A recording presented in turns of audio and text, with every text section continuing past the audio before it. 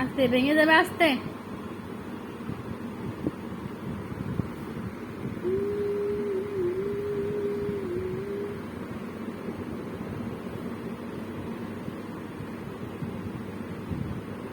এই যে চিকেন বল খাবো, চিকেন বল অনেক মজা লাগবো।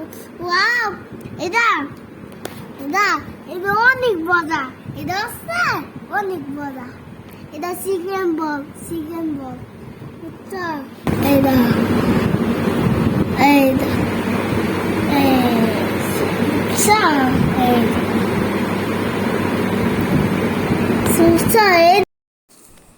হ্যালো এভরিওয়ান, আসসালামু আলাইকুম। আমার ছেলে অনেক চিকেন বল পছন্দ করে। ও সন্ধ্যার পর থেকে বলছিল, আম্মু আমাকে চিকেন বল বানিয়ে দাও, আমি খাবো। তাই চিকেন বল বানিয়েই নিলাম। চিকেন বলগুলো বানানোর জন্য মুরগির যে বুকের মাংসটুকু আছে, বুকের মাংসগুলো আছে, ওগুলো নিতে হবে। ওটার সাথে কাঁচামরিচ, পেঁয়াজ, তারপর হচ্ছে রসুন, আদা, সব কিছু দিয়ে জিরার গুঁড়া দিয়ে তারপর ব্লেন্ডার করতে হবে। ব্লেন্ডার করে বেকিং সোডা দিতে হবে।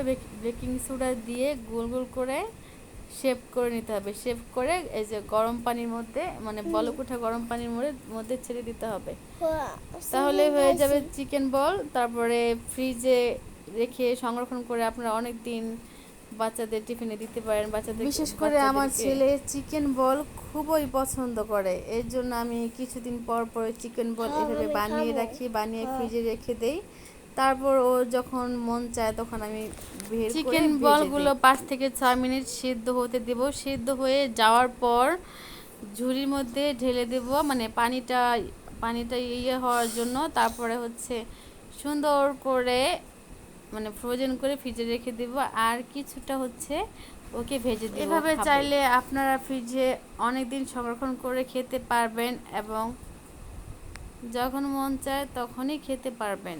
আমরা যেগুলো দোকান থেকে কিনে খাই, ওগুলো কীরকম করে বানানো হয়, হাইজিন মেনটেন করা হয় কিনা, ওগুলো আমরা কিছুই জানি না। তাই এভাবে বাসায় বানিয়ে নিলে আমাদের বাচ্চাদের জন্য সেটা স্বাস্থ্যকর হবে এবং আমরা মানে মন থেকে সেফ ফিল করতে পারবো। চিকেন বল লাগে, আমি চিকেন বল খাবো।